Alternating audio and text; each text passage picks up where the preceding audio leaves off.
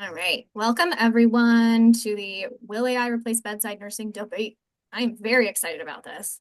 We are all rallying right now. This conference has been jam-packed full, so I appreciate everybody making it to the final couple hours and being here for this community. I think, like I keep preaching, this is the hot topic, and I think we're all ahead of the curve here. And I think being part of this discussion is it's going to be good for you to go back to your jobs and kind of spark the debate. And it's only going to get more and more of a hot topic. So I'm excited to have this here. We're going to do a quick round of intros and then get right into a series of questions. So there are a few articles that I'm going to send out after the talk for all of the attendees that you can read if you'd like, but I will be kind of referencing a couple articles. You don't have to have read them as listeners, but it just kind of frames the debate. Okay, so let's start with Marie. She's new to the panels, and we are excited to have her joining today. So Marie, if you could just give a quick intro, that would be great. Hi, everybody. My name's Marie. I'm an RN since 2010 and just finished my bachelor's completely online about a year and a half or so ago, like picked at it for years and years. And wow, what a difference, like learning remotely, right, as compared to the in-person nursing program that I did initially. And right now I'm a nurse contractor for a company called Illumifin, and they contract out with multiple long-term care insurance agencies. So they contract me to be an impartial party, go into people's homes, do assessments on them, and then I go back home, do the paperwork, and then remotely submit that back to them so that the insurance companies can make their coverage decisions. So very important, kind of like a hybrid role in a way.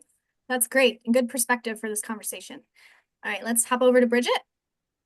Hello, Bridget Carey. I'm currently working as a legal nurse consultant and a medical writer. My current projects include, and I always like to apologize, as a subject matter expert for HealthStream. So I'm the one that's helping to write, edit, all of those things that you're mandated to do. Oh, so no. I'm sorry and you're welcome. As well as EBSCO, so those clinical decision tools. I'm sorry and you're welcome. That's great. Amazing. Well, thanks for being honest. Awesome. Thank you for joining. And Jules? Cool, Bridget. That's so cool to know. Nice to put a face to that stuff. So, yeah, my name is Jules. I'm in Austin, Texas. I've been a nurse since 2013, 2012. And currently I am working in a remote nursing role. I work for a company called Honor, and I am their senior manager of workforce development. AI touches my work a lot there. And then I also work per diem as a sexual assault nurse examiner, and AI touches my work 0% there. So that is my that's my background. Okay, great. A very skilled group with various backgrounds. I love that for the debate. Okay, so we're going to touch on several topics. Everything from, robots to AI, but they're all focused on nursing and bedside nursing. And, will they take over? I think that's a pretty straightforward way of asking, and a lot of the fear behind all this stuff too. So we're going to jump right into it. So the first article that we all spent a little time on was more of a newspaper article, but NVIDIA, the chip inventor, right, that's taking over all of, what's the hardware and foundation behind AI and computing. They want to replace nurses with AI. At least that's what the article is suggesting. So their latest push suggests virtual nurses could be cheaper than human nurses. Yeah, which might be true. So, and I'm going to open this up to everyone, all the questions, just raise your hand if you want to jump in. But what's your initial reaction to the idea of cost effectiveness in nursing? And how might, putting these kinds of tools change patient perceptions of care quality? If this $9 an hour AI nurse was to kind of somehow be part of our care, how would you initially react to that? How did you react when you read the article?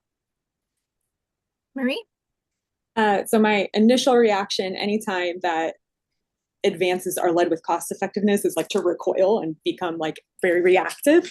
But I also I think that this headline is doing that on purpose. And I've seen a lot of this language around the AI conversation. I think they're trying to get us reactive, and they're trying because it gets us to pay attention, right? So now, because they've said this super inflammatory thing, oh, we're going to replace nurses with this $9 an hour thing, we're all our hackles all are up and we're all paying attention. And now NVIDIA's in our heads and we're thinking about it. So I think that could really be a marketing ploy on their part, because realistically, we know that that can't happen. To boil it down super simply, there are hands-on things we do, like start an IV, that we know that we don't have the technology or the financing for the technology to do those things. So that's my initial reaction to it. But also introducing this cost-effective conversation into the public, it upsets me and it concerns me because I have worked with disadvantaged populations that they are so concerned about cost and they already feel like they aren't being paid attention to because they don't have the money, and they aren't being paid attention to because they don't have the money, frankly. So now we're just like putting that out there even more, and I'm really really bothered by that. Yeah, thank you. Yeah, Bridget. Yeah, let me put my hand down. There we go. When I saw that, and I actually laughed. I was like, oh, this reminds me of the conversation of you can only pick 2 out of the 3. You can have good, cheap, and fast. You can only have 2 of each. You want a good and cheap, it's not going to be fast, you know, and all that. And it's kind of like what they're trying to translate nursing into. And it's like, that's not how it works. And I've had the opportunity over the last, I guess, 2 years now, with an incident with my daughter in healthcare. And to think like, if an AI nurse listened to what I said or how I conveyed my concerns, would it have changed or would it have not? And that's also a concern because I know what to say. This is gonna come up here, but I know what to say as a clinician to trigger a reaction to get things done or to have something conveyed. Yeah. What happens when you have people and patients and just citizens, you know, civilians that don't know how to communicate this? Is that going to be interpreted correctly by AI? And that's so when the question comes like, what do we think about empathy at the bedside? I'm like, we're not even at bedside yet. That's not going to take away from what's being done person to person. It's like, what are the are there going to be barriers because of AI, or are the patients' concerns going to be addressed appropriately if the nuances and the key things are not being picked up on? And that's one of the biggest problems, which I'm sure we'll all talk about with AI. It's like, yes, great tool, but you missed in it. So that's where I came in. And the $9, I'm like, you can't, come on, my Starbucks order is more than that sometimes. That's I'm better than Starbucks order. I'm just gonna put that out there. Yeah, I see your hand, Jules. You just popped into my head. You know, on the one side, NVIDIA's talking. The government is giving them billions of dollars for computing power, right? So like, the cost perhaps is just being shifted to, you know, the AI tool itself might cost $9 to use, but in the background, we all know that it's costing billions to run these, you know, algorithms and the actual AI. Jules? Yeah, I think that I generally agree with the sentiment here that the title of this is probably used to really get people inflammatory and respond to it. I think I'm going to push on you, Marie, a little bit around even your example of IVs. Like, I think IVs are actually one of the like known things that we are poorly executing on in general, right? So there's so much technology and like trying to assist people in IV placement. And actually, I think IV placement might be something that in the future, if prioritized, could be something that is taken over by technology, AI, more maybe robot situation.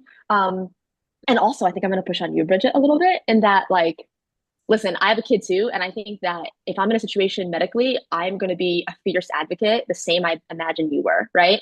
And when we talk about communities that are more vulnerable and not as medical literate, AI technology might actually be this great equalizer, right? It might be this equalizer that says it doesn't actually matter how you advocate for your loved one.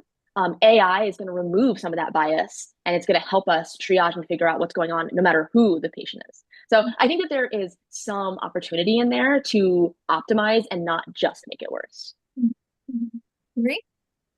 Real quick from the comments from the peanut gallery about the Starbucks comment, you know, one of the things I think is just probably a really sad commentary, and I hope maybe I'm the only one that thinks it.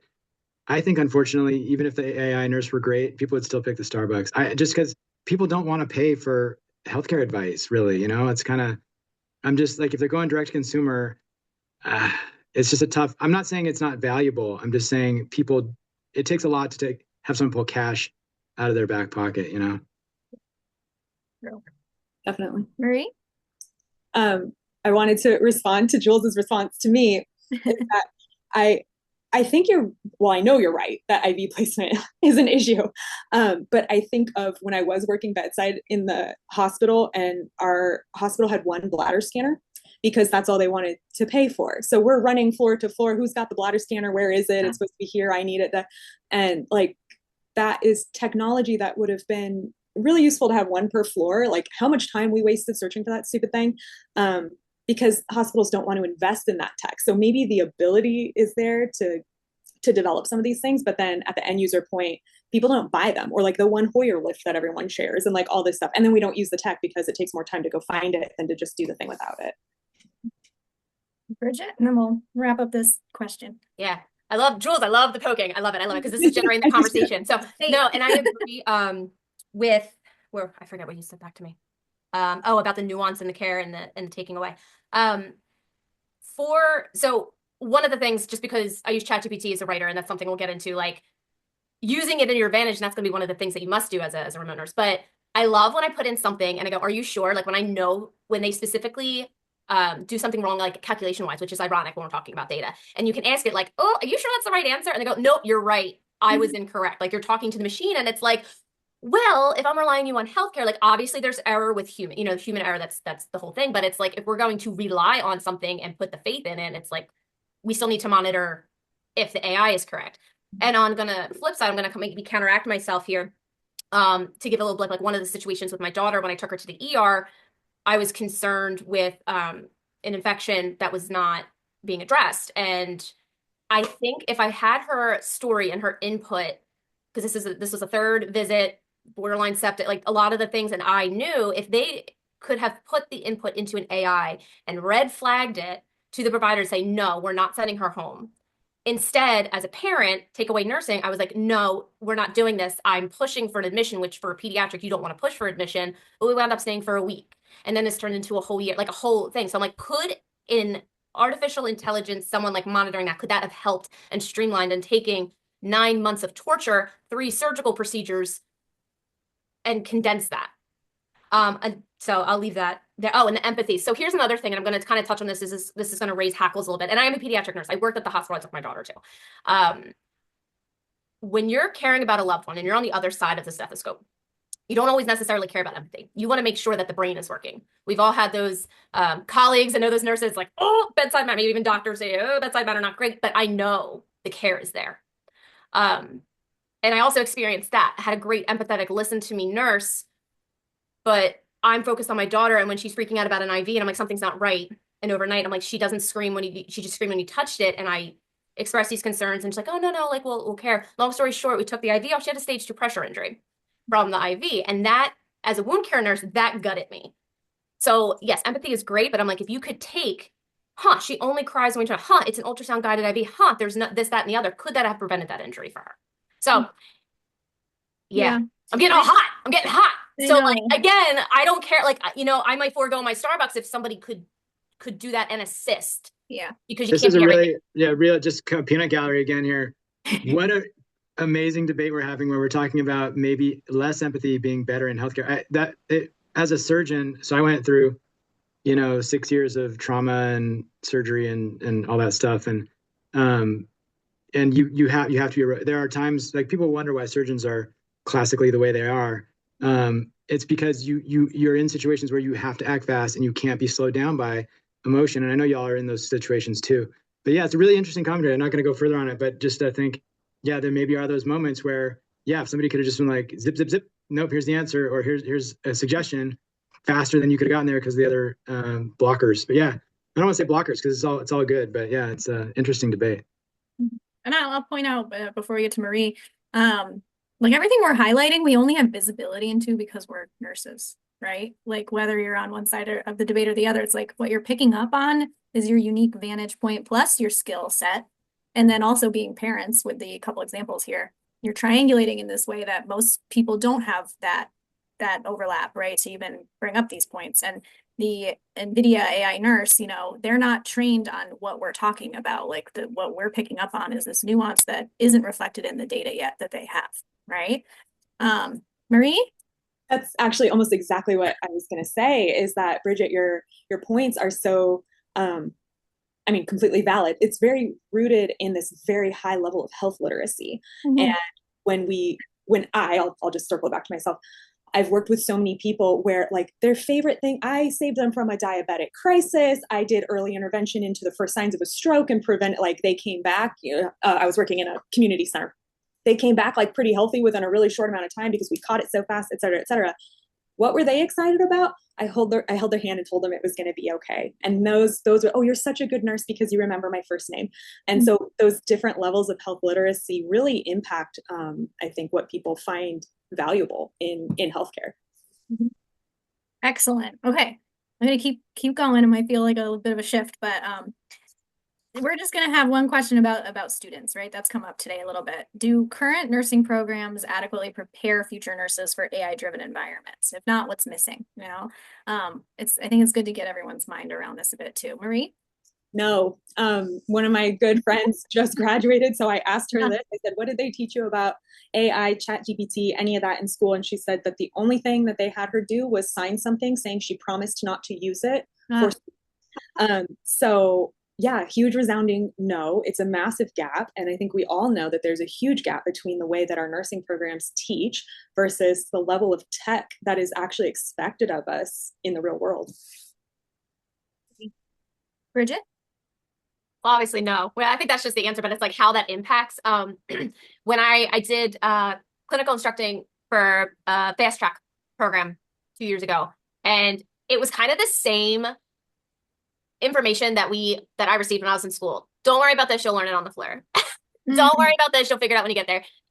Which is fine and well and good because you want to learn basics and hands-on, but at the same time, it's a huge disadvantage. And I find that there's a lot of focus right now on VR, AR, which is wonderful for clinicals. And I know that came about, there's a big push, especially around the pandemic, which that's a whole nother conversation on education and hands-on skills. While VR is excellent, I don't agree with it. And that was a huge debate in the academic space of like, is this going to replace clinicals? Should it? Because there was such an uptick, especially in pediatrics, don't touch the patients. Like you're not allowed to do anything.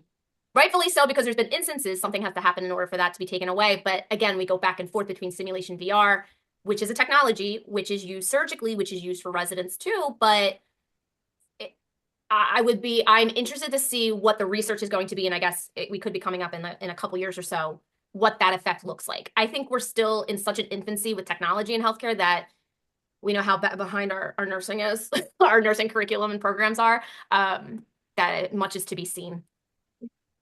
Jules, and then we'll go to the next question. I think I have a blind spot a little bit around what's happening in like nursing school curriculum, but I gotta say, like, I am pumped about VR. I'm really into VR. And I think that I see so much potential in not replacing clinicals, but definitely an add-on to clinicals. And also, kind of what Jeff was saying before, I think VR actually is an incredible way to teach on empathy. So I've been involved in kind of looking for different companies. There are a few different companies out there that do empathy training via VR for folks who are caring for seniors or folks living with dementia and hospice, end of life. And they have incredible simulation experiences of someone at end of life, all of the symptoms that somebody would be experiencing actively dying, even like the experience of the family experiencing their loved one dying. And that was like just so incredible. And the problem, how I'll wrap it up, is that it's not scalable yet. It's not something that we can like deploy out everywhere yet. So until that problem gets solved, it's awesome. And I think that when we have the opportunity to access it, we should, but it's not totally a practical thing we can implement into curriculums yet. But I'm pumped about VR. I think VR is the future. That's cool. Great comment, Jules. I think, yeah, VR is, I love VR except the goggles. Like I hate wearing the goggles, like it's fun to play the games, but then you're like 2 minutes in, you're like, I'm got these goggles on. But I actually looked at this tying the AI to the emotion. I actually looked at a company. I consulted with these guys for it was two guys up in Washington for about 6 months or so while they were starting to kick off development of a new program they were building, which was basically they would let you. This is for mental health, right? So they would let you design a little fuzzy monster. And then that you put the goggles on, that little fuzzy monster would just be with you, like a little companion, like around your room, doing fun, cool things to make you feel better. Like they really were latching onto this, like how a computer generated fuzzy friend for someone who's alone and not feeling great could like really cheer them up, and they can see people's trajectory improve from a mental health standpoint. So it's funny, could take Bridget's thought about like maybe less emotion in certain situations allows a robot to be outperformed. But then in some situations, a robot can actually be that emotional touch point. And we know that people are like dating AI and all kinds of stuff. It's very seductive, to talk to an AI because I don't know, if you've never done it, it's really bizarre. It's kind of cool in a lot of ways too. But you can see how people can really start to, it's like, oh, it's my friend. Maybe we didn't have one before. Yeah, absolutely. Absolutely. And that's a good tie into the next question. Bridget. I was just going to kind of poke at that a little bit, and this just is where my brain goes. would that contribute? Yes, I see the quick spikes in serotonin, dopamine, and all the things. Mm-hmm. But would that contribute to the spiral down? Because we also know what happens when you take away the stimulus and the support. Good question. Yeah, super good question. Yeah, very interesting. So I do think this kind of continues the conversation that we're in now. We'll just, for the audience. So there's an article, Japan specifically is automating its elder care with the use of robotic aids. And they're like companions, robotic aid companions, right? So just perfect segue.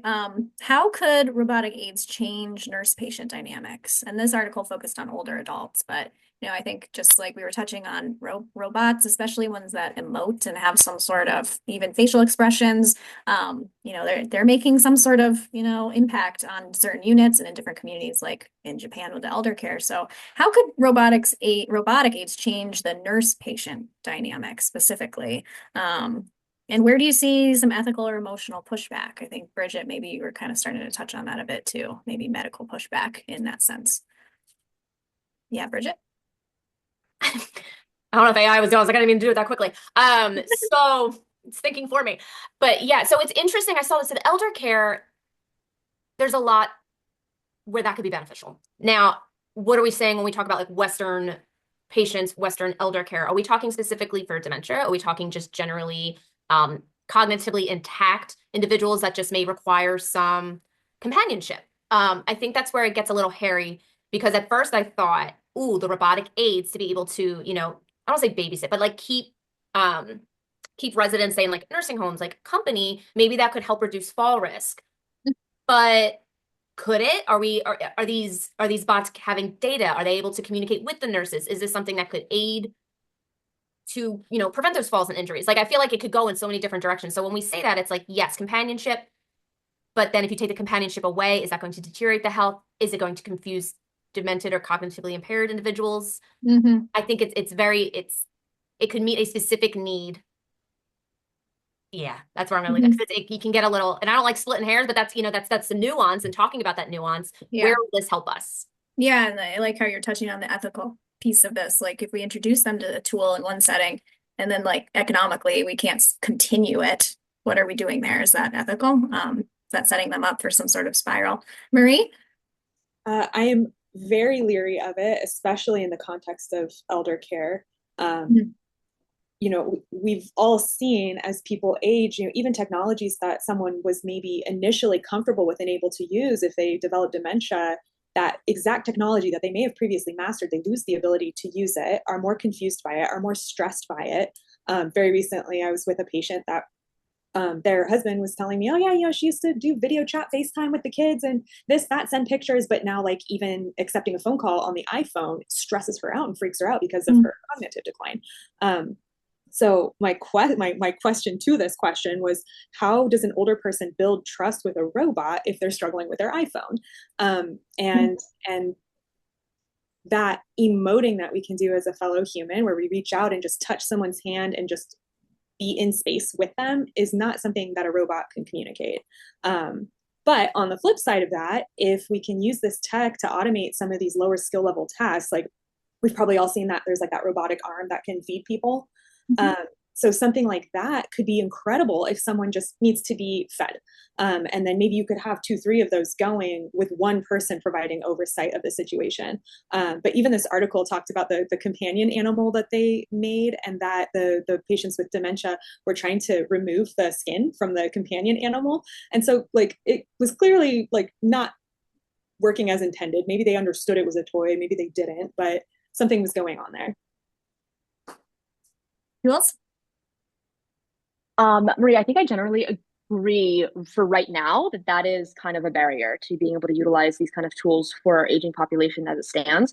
But I think like what we forget about is that we are all going to age and our children are going to age, right? And we are all super comfortable with technology. I mean, we all got our iPhones, we're looking at them all the time. So as we age, is this actually something that's going to solve loneliness and that need for companionship for the future generation? We know 2050, I think, is when it's going to blow up. All the boomers are going to be aging past that, and like the next generation is going to start aging. So we know it's going to be crazy. So I think we have to think towards like us being comfortable with that. And then secondly, I think like I don't love the seal. Was it the seal one that was used in Japan? Yeah. upsetting. And that wasn't my favorite one, but you know what is super useful? Like those realistic looking babies. Like Yeah. we've seen incredible studies around the aging population feeling such a beautiful connection to these baby dolls. Because like you're saying, you know, as dementia progresses, they become younger and younger and younger in their bodies. So that connection to baby dolls, like my daughter loves a baby doll right now. So it's a pretty like one-to-one match on that. So I think big opportunity. I don't think it's going to solve everything right now, but I think we have a big opportunity for the future. Excellent. Yeah. We don't know. We will see. We don't know. We will see. The best we can do is have these conversations, right? Okay. Let's see. So there's another article. It's called Meet Moxie, Robotic Hospital Helper. We're gonna just get to the line here. Where do you draw the line on what tasks a robot can safely handle before it impinges on core nursing duties? So yeah, this question really gets on, you know, what separates human nurses, right, from AI and robots. Like, where is that line? And I think a lot of us will jump to, you know, the empathy and like the caring piece, right? That's very innately human right now. And but I guarantee you these companies are already trying to do better. Not even just meet, but do better.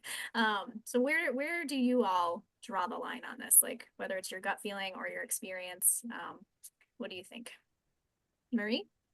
I draw the line at safety. So what is the tech able to safely accomplish?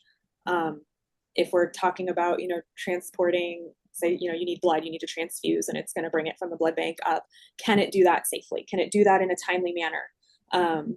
Without getting distracted, or, you know, the Moxie article specifically mentioned that Moxie could stop for selfies. And so like, does it have the intelligence to not stop for a selfie when it's bringing me a critical bag of blood? So yeah, really, really safety and patient dignity too. We're always, as human nurses, walking that line and maintaining awareness of providing such intimate services to people while maintaining their dignity as much as we possibly can. And can a robot do that? Can a robot think about that, understand that, and remaining to be seen? Would a patient maybe feel more dignity by being helped by a robot with certain things because they know that another human isn't seeing this part of them? Or could it be a loss of dignity because it's been mechanized? And I think that's something that would, yeah, remain to be seen. Excellent viewpoints and counterpoints, seeing both sides. Jules? I'm a big Moxie fan too. Man, I just love all these things, huh? Moxie is HQ'd out of Austin, and I've actually been to their office and seen Moxie and played with it before. And I think that like female owned, women of color, like queer owned, like it's a really cool company. Generally, mostly just doing that like ancillary kind of stuff, bringing an object from one place to another. But I'm sure that, like you're saying, is they're trying to build that more and more. I think that unless those robots can be really adequately trained to assess and analyze data based on specific points that we feed and teach it, I think like assessment skills are pretty squarely something that we need the nurses to be able to do in person in a room. But I don't think that's forever. I think that probably, if it's prioritized, we could invest in training these types of technology to do that. But I think right now, assessment skills, and also, last thing I'll say is I think intuition is big. Like you can't teach that. And we all know we've been in situations where maybe something is looking like it could be trending in the right direction, but you have a feeling about something that something's not right. Robot can't have that kind of like sentient thinking. So I think that's kind of the line. I agree with the intuition comment. I think that's a big thing that makes nurses unique in their profession. Yep. Bridget? So I'm like dying over here laughing because I don't know if you guys have these robots in your food stores, your grocery stores. I just picture Moxie as the one, and it's just sitting there and it stalls and it's dropping things and it's just in the way. So I picture this Moxie is because when we talk about the non-clinical chores being in the way. So how can we turn this around? I don't think, again, like taking away, it's not gonna be able to do all the things that already been discussed. However, where this could be exponentially helpful, saving money, saving time. So I was an aide before I was a nurse. So there's always a lot of pass the buck situations, stocking the rooms, making sure the right things. Hey, we have a different patient coming into this room. We need to switch things around. We need certain, linens or hardware, whatever it could be. That would be fantastic for a Moxie or something that you can just program and say, hey, this needs to be restocked, because how many times do you go get a gown when you're going into a room and it's not there and it's infuriating? And that's just something that comes off the top of my head. So Yeah, I could do the non-clinical stuff that is sometimes even more important when you're trying to talk about timeliness and effectiveness. And I'm trying to focus and critically think to take care of this patient. Crap, I got to go run and get some flushes because they're not here when I need them. So that's where I think that can take away and like maybe even reduce, here we go, reduce the burnout, the mental load that nurses have to carry. Because if you can rely on that something is there and the tools that you need are there, that would be fantastic. Especially if the person, if that thing doesn't give you like a dirty look when you ask it to do something. Yeah. And make sure to get the right things. And I was battling in my head. It's like, well, what if it doesn't know what dressing? Well, then you have to, that works on your communication skills as a provider to say, okay, I need the 4x4, go get me the Meplex. No, don't get that one. I need adhesive, like kind of like communicate, and you can do it quicker. And if that robot cannot stop for a selfie and get you what you need, then that could be super helpful. So yeah. I think that's a great thing to bring up. And I'm sure Jules and Marie are going to comment in this. What we're touching on now is another question just around trust, right, between the staff and AI and the patients and stuff. So continue the line of conversation. But Jules?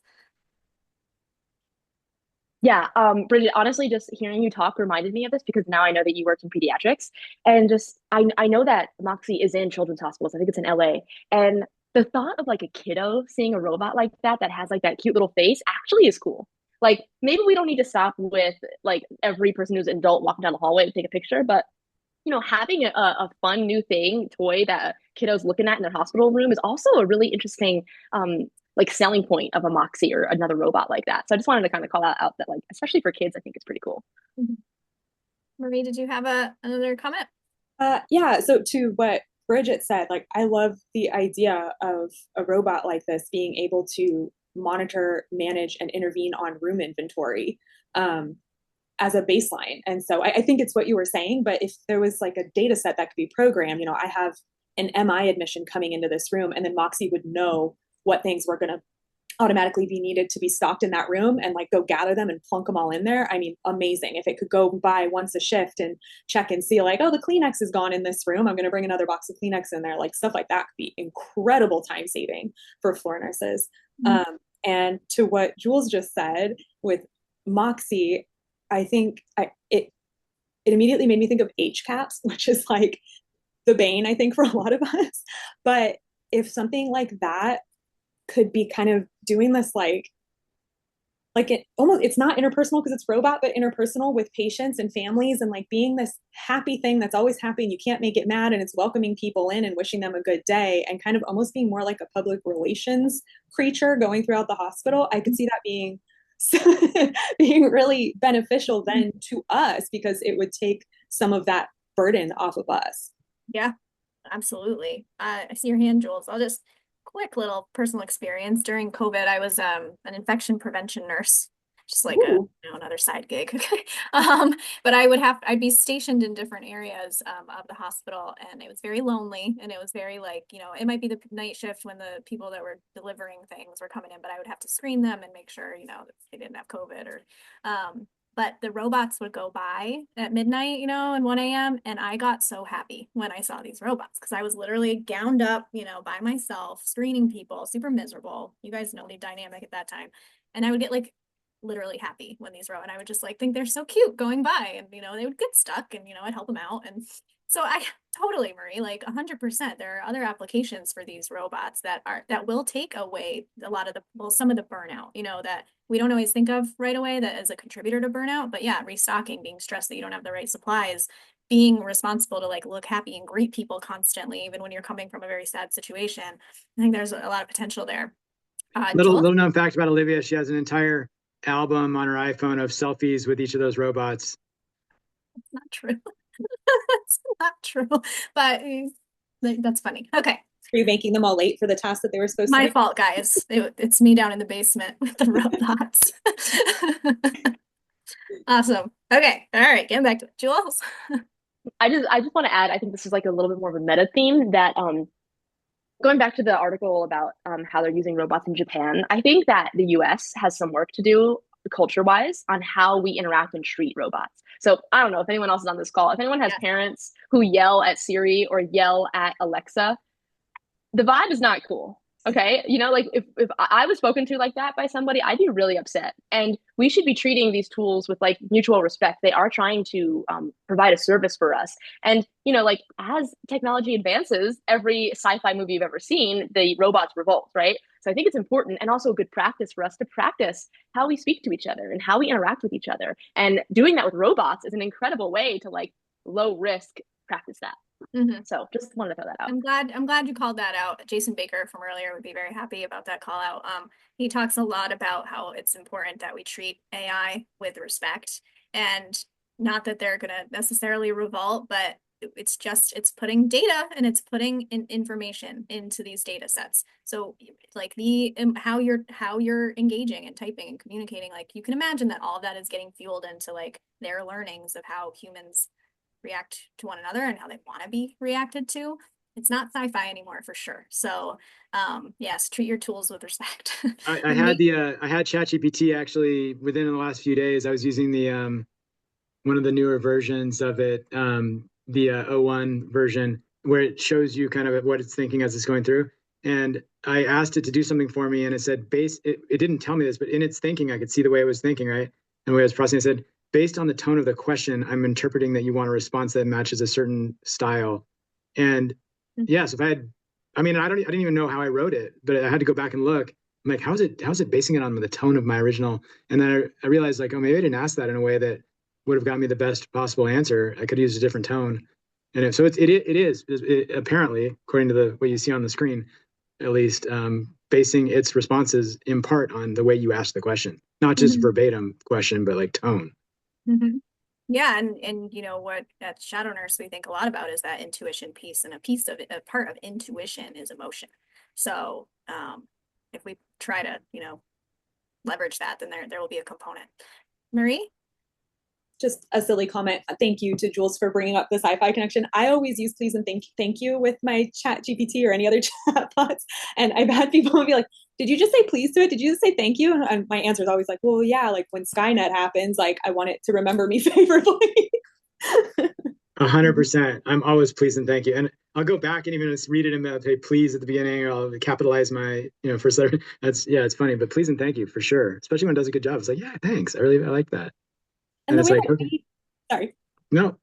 The way that we communicate out, like we can feel our own communications as well. So if we're communicating out politely and kindly, at least I can feel that energy within my own body. And I feel better throughout that whole interaction if I'm being polite. Whereas if I'm being snippy or more curt, just to the point, it doesn't feel as nice to me either. And it raises my cortisol. Yeah. So many good things are being brought up right now. I cannot dive into the cortisol, measuring those levels. That's also a thing, right? Okay, with technology, right? Okay, so we're gonna jump to the last article with the last 9 minutes. So will AI replace nurses? So it's just a blog post, but pose some good questions. So there's two parts to this.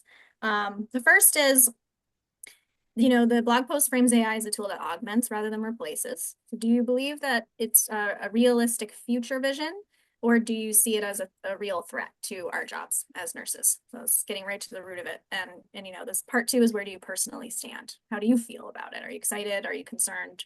Both. So can this just augment, or is it kind of like a, spiral? Is it kind of like a bulldozer that's going to be really hard to stop?